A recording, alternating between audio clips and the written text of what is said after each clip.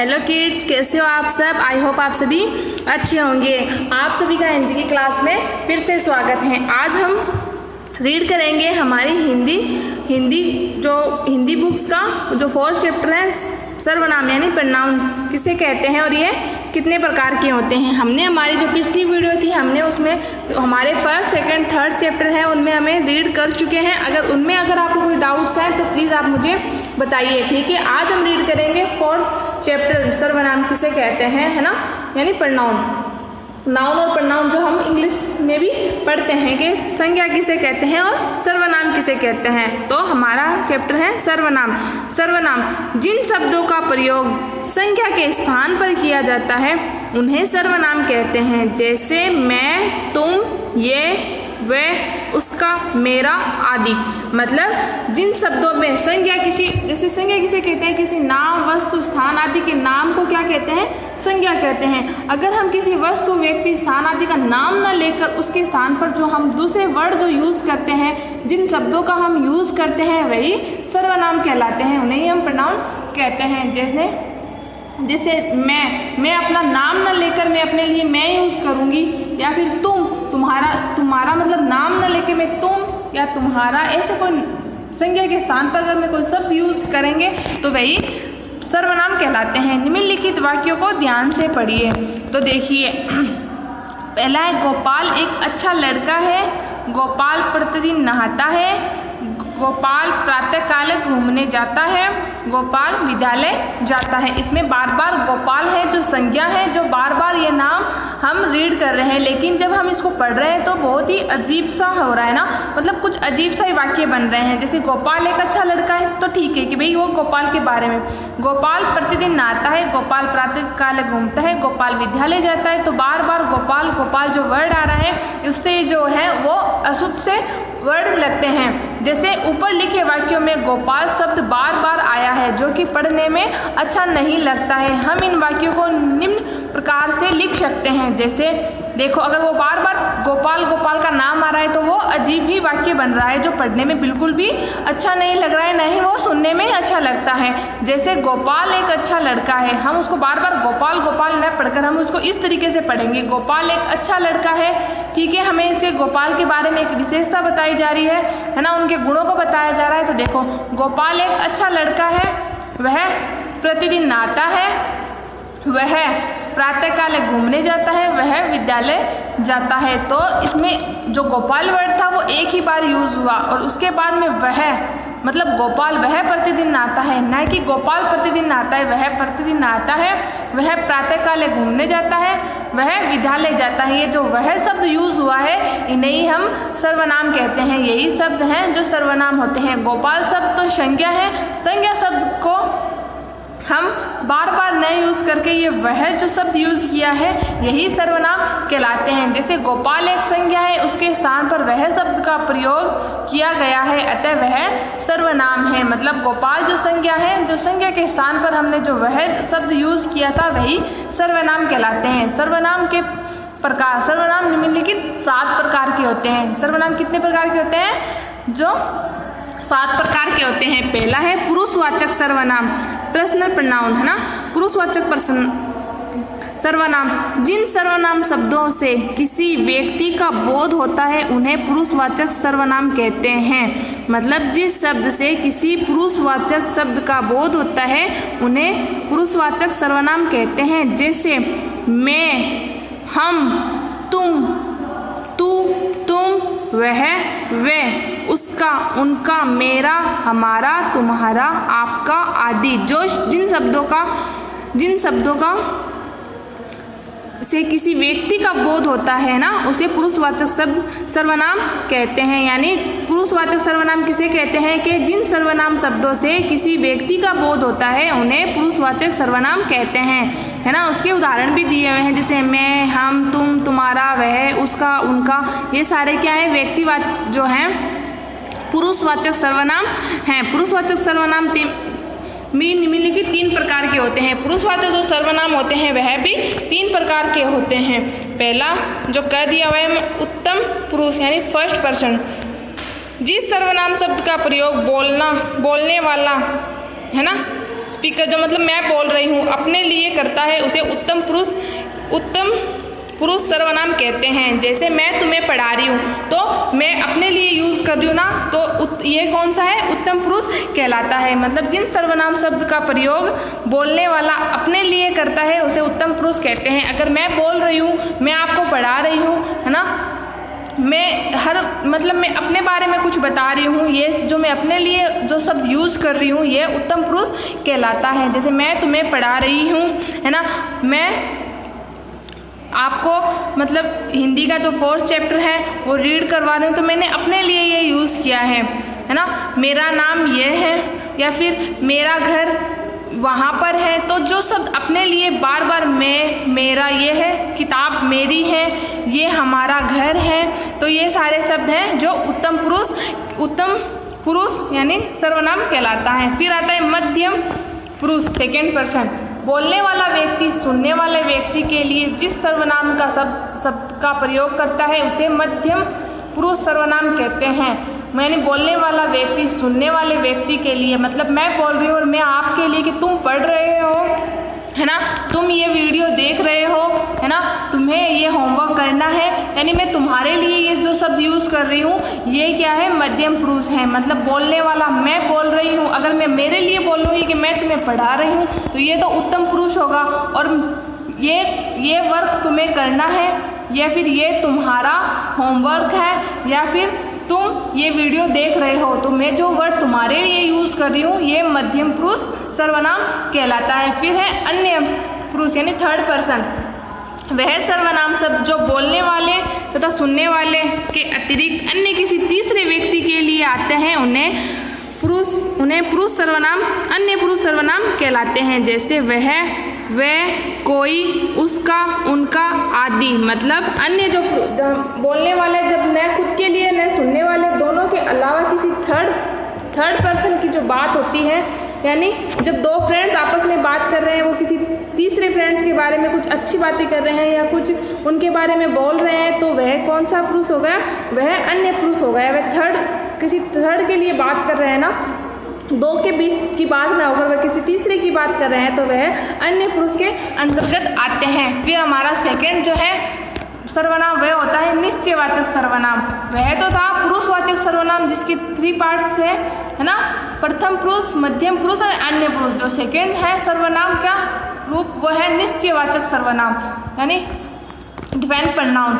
जो सर्वनाम शब्द किसी निश्चित व्यक्ति या वस्तु का बोध कराते हैं उन्हें निश्चयवाचक सर्वनाम कहते हैं। जैसे वह यहीं पढ़ रहा है, यह वाक्य में वह निश्चयवाचक सर्वनाम है। मतलब जो सर्वनाम शब्द में किसी निश्चित व्यक्ति मतलब किसी पर्टिकुलर व्यक्ति या वस्तु का बोध कराते हैं उन्हें निश्चयवाचक सर्वनाम कहते हैं। जैसे वह यहीं पढ़ रही है, मतलब इसमें एक निश्चित वाक्य है, वह जो वर्ड है वह यहाँ पढ़ रही है। फिर आता है अनिश्चयवाचक सर्वनाम, है ना।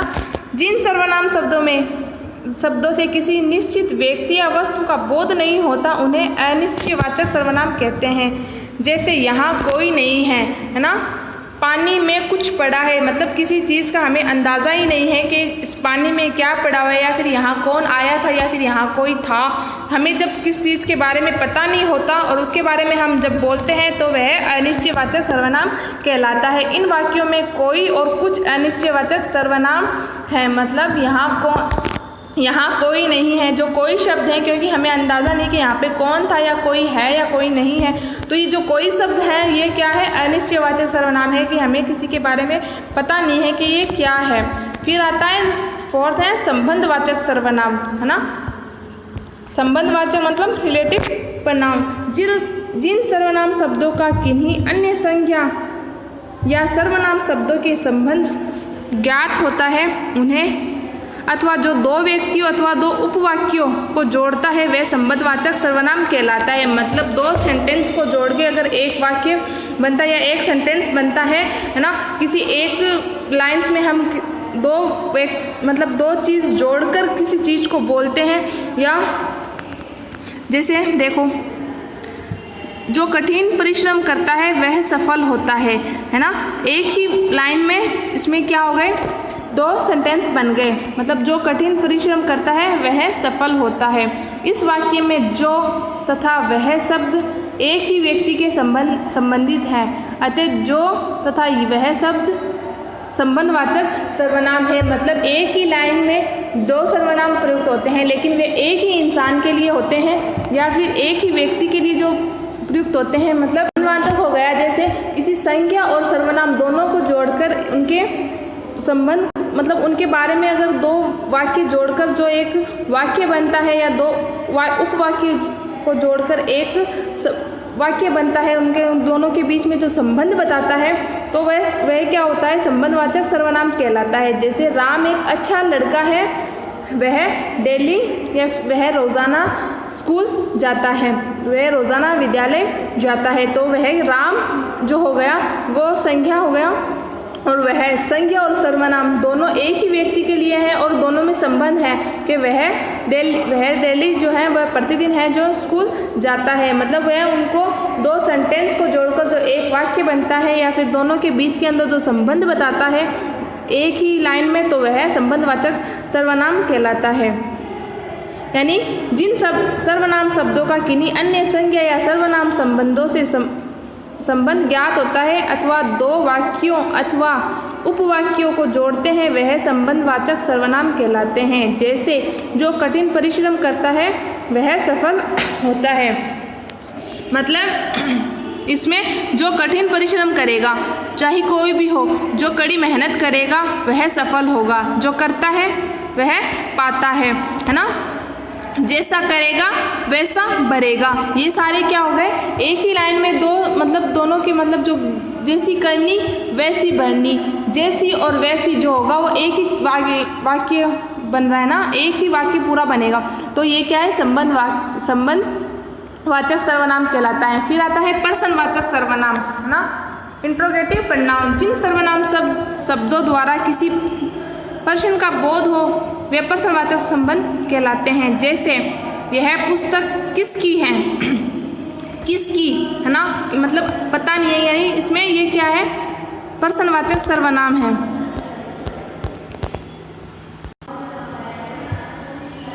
जैसे कमरे में कौन सो रहा है, कौन क्या है, प्रश्नवाचक सर्वनाम है। थैले में क्या रखा है, क्या क्या रखा है, तो क्या क्या क्या हो गया, प्रश्न हो गया, मतलब क्वेश्चन हो गया, क्या रखा है। यहाँ कौन है, या फिर इन वाक्यों में किसकी, कौन और क्या शब्दों से प्रश्न का बोध होता है, यानी क्वेश्चन, मतलब कोई किसी का क्वेश्चन पूछना, है ना। यहाँ कौन आया था, कौन कौन क्या हो गया, प्रश्न हो गया ना कि भाई कौन है। या फिर दरवाजे पर कौन है ना, या फिर ये दरवाज़ा किसने खोला, अतः ये प्रश्नवाचक सर्वनाम कहलाते हैं, है ना। जिसमें प्रश्न, किसी के प्रश्न का बोध होता हो ना, वे प्रश्नवाचक सर्वनाम कहलाते हैं। फिर है निजवाचक सर्वनाम। निजवाचक सर्वनाम जिन सर्वनाम शब्दों का प्रयोग वाक्य में कर्ता यानी वर्कर सब्जेक्ट द्वारा अपने स्वयं के लिए किया जाता है उन्हें निजवाचक सर्वनाम कहते हैं। मतलब जिन सर्वनाम शब्दों का प्रयोग वाक्य में कर्ता, मतलब जो करने वाला है, काम करने वाला है ना, जो सब्जेक्ट होता है वह अपने लिए, मतलब खुद के लिए जो यूज़ करता है उन्हें निजवाचक सर्वनाम कहते हैं। जैसे यह अपना ही मकान है ना, यह मेरी ही पुस्तक है, मैं स्वयं दुकान पर बैठता हूँ, है ना, मैं अपना गृह कार्य स्वयं करता हूँ या करती हूँ, तुम खाना अपने आप क्यों नहीं बनाते हो, तुम खाना अपने आप क्यों नहीं बनाते हो। इन वाक्यों में अपना, स्वयं तथा अपने आप शब्द कर्ता के लिए प्रयुक्त हुए हैं, यह निजवाचक सर्वनाम कहलाते हैं। संकेतवाचक सर्वनाम, है ना, जिन सर्वनाम शब्दों में किसी व्यक्ति या वस्तु की ओर संकेत किया जाए वह संकेतवाचक सर्वनाम कहलाता है। यह मेरी पुस्तक है, वे आम मीठे हैं। इन वाक्यों में यह शब्द पुस्तक की ओर तथा वह शब्द आमों की ओर संकेत दे रहा है, यह और वह संकेतवाचक सर्वनाम है। मतलब किसी सर्वनाम, मतलब जिस सर्वनाम शब्दों में मतलब जो किसी वस्तु या व्यक्ति की तरफ इशारा किया जाए या फिर किसी इशारे से उस चीज़ को बताया जाए कि यह मेरा घर है या यह पुस्तक मेरी है, ये हमारी स्कूल है ना। जो संकेत हम इशारा करते हैं जिस वस्तु या व्यक्ति की ओर, वह संकेतवाचक सर्वनाम कहलाते हैं। आई होप बच्चों आपको समझ में आया होगा। अगर इसमें फिर भी अगर आपको कोई डाउट्स है तो प्लीज़ आप मुझे बताइए, ठीक है। हम अब चलते हैं हमारे इनकी एक्सरसाइज की ओर कि सर्वनाम किसे कहते हैं। तो सर्वनाम जिन शब्द संज्ञा के स्थान पर प्रयुक्त होने वाले शब्दों को सर्वनाम कहते हैं। सर्वनाम किसे कहते हैं कि संज्ञा के स्थान पर प्रयुक्त होने वाले वाक्य शब्दों को सर्वनाम कहते हैं। निम्नलिखित वाक्यों में से सर्वनाम छांटकर कोष्टक में लिखिए। आपको क्या करना है, सर्वनाम जो शब्द हैं वो छांटकर यहाँ कोष्टक में लिखिए। जैसे यह मेरा बाग है, तो यह क्या हो गया, सर्वनाम है ना, मेरा बाग है। इसमें आपको ये क्या करना है, छांट के यहाँ लिखने हैं। बताओ तुम कौन हो, तुम कौन हो, ये क्या हो गया, सर्वनाम। कौन क्या हो गया, प्रश्नवाचक सर्वनाम। तो आपको यहाँ पे कोष्टक में लिखना है। हम और आप आगरा गए थे, तो इसमें हम और आप क्या हो गए, सर्वनाम हो गए। वह उसकी कार है, वह और उसकी क्या हो गई, सर्वनाम हो गए। आपके घर कौन आया है, आपके, है ना, आपकी क्या हो गया, सर्वनाम। और कौन क्या है, प्रश्नवाचक सर्वनाम है तो सर्वनाम ना। तो आपको क्या करना है, ऐसे ही सारे छांटकर इन कोष्टक में लिखने हैं। अगर आपको फिर भी कोई कोई दिक्कत है या कोई परेशानी इसमें हो रही है तो प्लीज़ आप मुझे बताइए। आपको ये क्या करना है, अपनी नोटबुक में राइट करना है, फिर मेरे को फ़ोटो सेंड करनी है, ठीक है। सर्वनाम कितने प्रकार के होते हैं, प्रत्येक का नाम लिखिए। तो सर्वनाम कितने प्रकार के होते हैं, सर्वनाम 7 प्रकार के होते हैं।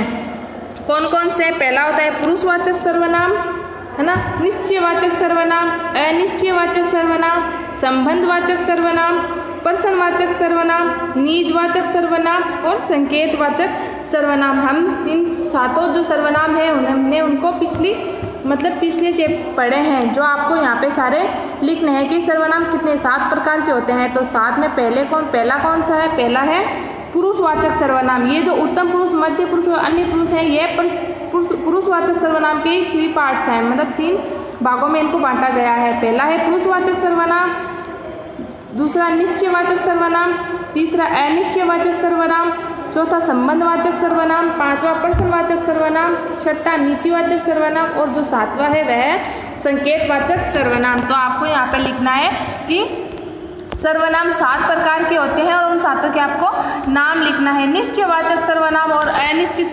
निश्चयवाचक सर्वनाम में अंतर। तो निश्चयवाचक सर्वनाम किसी वस्तु, व्यक्ति आदि का किसी निश्चित वस्तु, व्यक्ति आदि का निश्चयवाचक सर्वनाम और निश्चयवाचक जो सर्वनाम शब्द किसी निश्चित व्यक्ति या वस्तु का बोध कराते हैं उन्हें निश्चयवाचक सर्वनाम करते हैं। मतलब वह सर्वनाम किसी निश्चित व्यक्ति या वस्तु का बोध कराते हैं उन्हें निश्चयवाचक सर्वनाम कहते हैं। और जिस सर्वनाम शब्दों में किसी निश्चित व्यक्ति या वस्तु का बोध नहीं होता है वह अनिश्चयवाचक सर्वनाम कहलाते हैं। मतलब इनमें दोनों में जो अंतर है, डिफाइन है, आपको करना है। निश्चयवाचक जिस शब्द से किसी वस्तु, व्यक्ति आदि का बोध होता है वह तो निश्चयवाचक है, और जिस शब्द से किसी निश्चित व्यक्ति, वस्तु आदि का बोध नहीं किया जा सकता वह अनिश्चयवाचक सर्वनाम कहलाता है। फिर है नीचे दिए गए सर्वनाम शब्दों में उत्तम पुरुष, मध्यम पुरुष व अन्य पुरुषवाची सर्वनामों को छांटकर लिखिए कि उत्तम पुरुष किसके लिए प्रयुक्त होता है, मध्यम पुरुष किसके लिए होता है, अन्य पुरुष किसके लिए होता है। तो हमने पढ़ा था कि उत्तम पुरुष होता है जब बोलने वाला स्वयं अपने लिए ही प्रयुक्त करता है, अपने लिए यूज़ करता है। जैसे मैं, मेरा, हम, ये क्या हो गए, उत्तम पुरुष हो गए। मध्यम पुरुष होता है कि बोलने वाला व्यक्ति सुनने वाले के लिए प्रयुक्त करता है। जैसे तुम और तुम्हारा, ये क्या हो गया, मध्यम पुरुष हो गए। थर्ड होता है अन्य पुरुष। अन्य पुरुष होता है तो बोलने वाला, सुनने वाला अपने लिए न करना, बोलने वाला अपने लिए न सुनने वाला अपने लिए करके हम किसी थर्ड पर्सन की बात करते हैं, थर्ड चीज़ के बारे में बात करते हैं, वह अन्य पुरुष कहलाते हैं। जैसे वह क्या हो गया, अन्य पुरुष हो गया। फिर है 7वां सर्वनाम प्रयोग किए जाते हैं। सर्वनाम जो शब्द होते हैं वह किसके लिए प्रयोग किए जाते हैं, किसके स्थान पर, तो संज्ञा के स्थान पर जो प्रयुक्त होते हैं वह सर्वनाम कहलाते हैं। जो इसमें होगा जो क्या होगा, ब राइट होगा। फिर है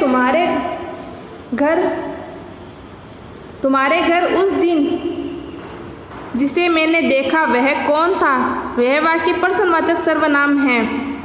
तुम्हारे, इसमें है तुम्हारे उस जिसे कौन, जो कौन होगा वह क्या होगा, प्रश्नवाचक सर्वनाम होगा। तो कौन जो होगा प्रश्नवाचक सर्वनाम के अंतर्गत आता है। फिर है वह सर्वनाम है। निश्चयवाचक सर्वनाम, निजवाचक सर्वनाम, पुरुषवाचक सर्वनाम या द किसी अन्य के लिए,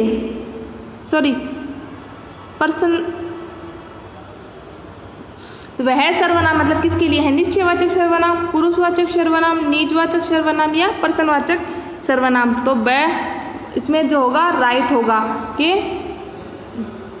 जो 90 में है वो क्या होगा, ब है, वह किसके लिए प्रयुक्त है, पुरुषवाचक सर्वनाम के लिए प्रयुक्त होते हैं, वह पुरुषवाचक सर्वनाम कहलाते हैं। निजवाचक सर्वनाम का प्रयोग होता है निजवाचक स्वयं के लिए, निश्चित के लिए, संबंध दिखाने के लिए या किसी अन्य के लिए। इसमें जो होगा यानी निजवाचक सर्वनाम किसके लिए प्रयुक्त होता है, निश्चित के लिए।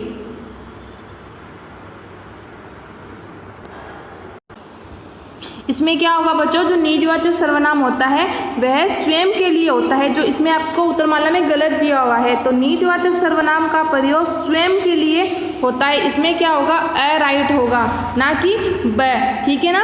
इसमें निजवाचक सर्वनाम का प्रयोग अपने स्वयं के लिए किया जाता है, निश्चित के लिए तो निश्चयवाचक सर्वनाम होता है, ठीक है। फिर है जो शब्द वाक्य के आपसी संबंध को जोड़ते हैं वह कहलाते हैं, वह है संबंधवाचक सर्वनाम। इसमें जो होगा स राइट होगा, संबंधवाचक सर्वनाम, ठीक है बच्चों। आई होप आपको समझ में आया होगा। फिर भी अगर आपको इसमें कुछ डाउट है तो प्लीज़ आप मुझे बताइएगा, ठीक है। और अपना वर्क करके आपको ग्रुप में, जो आपका टीचर्स ग्रुप, स्टूडेंट्स ग्रुप है, उसमें आपको ये सेंड करने हैं, ठीक है। ओके, टेक केयर बच्चों।